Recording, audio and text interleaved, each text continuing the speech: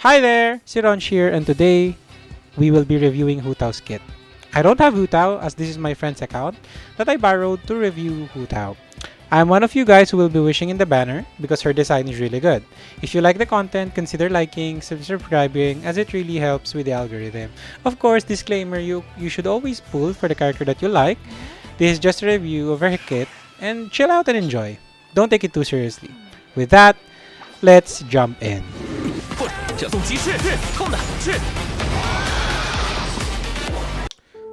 Now, contrary to the popular belief that Hu Tao needs a C1 or a Homa in order for her to be really good, I don't think so. Now, this is not a video that shows that you need constellations or 5-star weapon in order for a character to be good, because at least 50% of the player base is F2P, and 30% I guess is low spenders, and 20% are whales, or like maybe 10% are whales. This is not the exact numbers, of course. I'm just saying the most of the player base. A question that I am often asked on stream is C1 Hu Tao or Staff of Homa? And my answer is always neither. Because by doing so, you will miss a lot of new characters with new playstyles. Now, the hardest content in the game is Spiral Abyss, which can be cleared by a 4-star weapon. I have never wished on the weapon banner myself and cleared about Abyss 36 stars every time, so I don't see the point of actually going for a C1 or a Homa. A lot of videos will tell you that you need C1 Hu Tao or a Homa in order for her to be viable. And in order for that to happen, you have to get extremely lucky, which is unlikely. Or you need to have at least 20k plus primogems in order to have a guaranteed C1. And let's not talk about how the weapon banner will screw you and give you a lot of other weapons that is not Homa. Like Tectone spent $2,000 and got 10 plus Wolf Gravestone in the past. That was in the past when the weapon banner was rigged. And to be honest, C1 Hu Tao is kinda overrated and overhyped. With the player base being happy with just having at least one copy of a 5-star, having two is kind of out of reach and not relatable content. With that, let us first address the problem of Hu Tao, which is the reason why a lot of people will tell you to get C1. It's because her damage output relies on the charge attack, and if you are a Kaching main, I know you can relate to this problem with the stamina. By no means C1 is a quality of life change, but it is not needed. Per skill, you can get at least 7 to 8 charge attack. As you can see, it really takes a lot of stamina.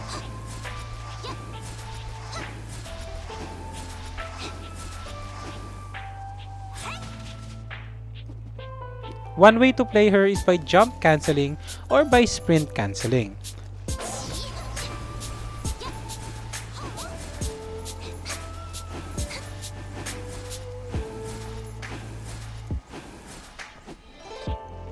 Jump cancelling is more efficient as you'll get to conserve more stamina rather than sprint cancelling.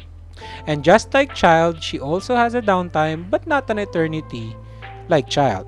Hu Tao's skill has a 9-second duration and 16-second cooldown, meaning she has a downtime of 7 seconds, but within the 9-second duration, she is literally the strongest character.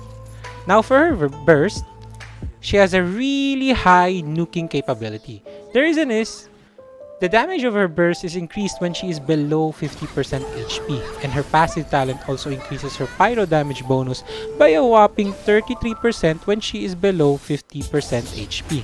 This is the reason why a lot of people doesn't use Bennett with her because Bennett heals tons of HP. By no means this is not the best Hu Tao you will see in the internet, because my friend sucks. Joke. My friend refuses to level up the talents any further because he thinks that Hu Tao is too strong. And I agree with that statement because she is really so strong. But if you will be using Hu Tao, do not use her burst without using your skill first. It's because you will lose a lot of damage in the process, as you can see.